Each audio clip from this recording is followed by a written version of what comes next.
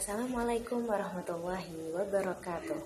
Kembali lagi bersama saya Andini Balkizahkiani dalam materi studi hadis bab yang kedua, yakni menjelaskan tentang kedudukan dan fungsi hadis.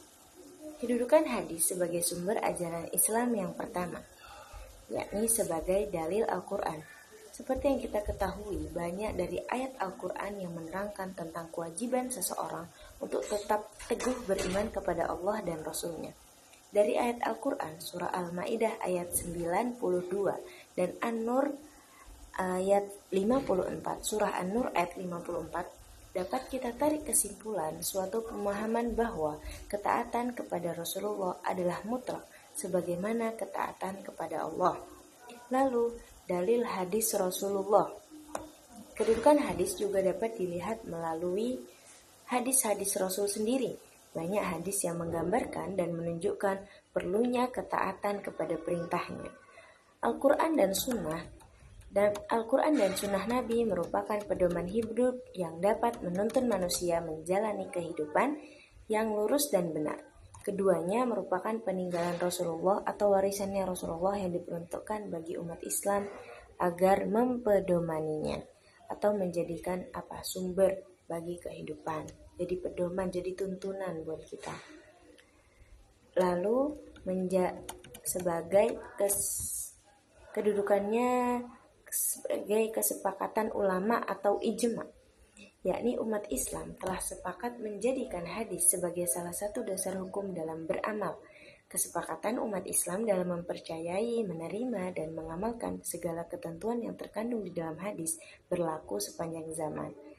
Lanjut, sebagai argumentasi rasional. Kehujahan hadis dapat diketahui melalui argumentasi rasional dan teologis. Rasional ini yang dapat diterima dengan akal ya. Lalu kerasulan Nabi Muhammad SAW telah diakui dan dibenarkan oleh umat Islam.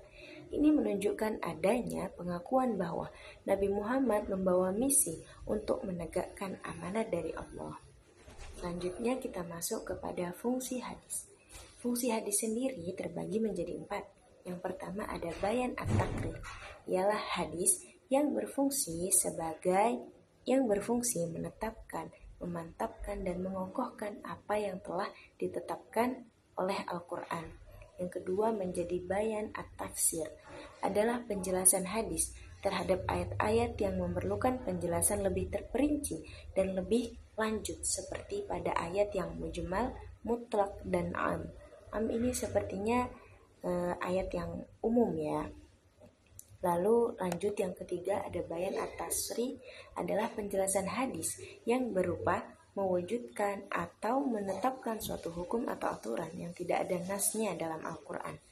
Lanjut ke yang keempat, bayan an-nas, yakni bayan an-nas, berfungsi sebagai pengganti atau pembatal hukum yang terdapat dalam ayat Al-Quran yang dianggap sudah tidak sesuai atau diganti oleh ketentuan yang lebih baru.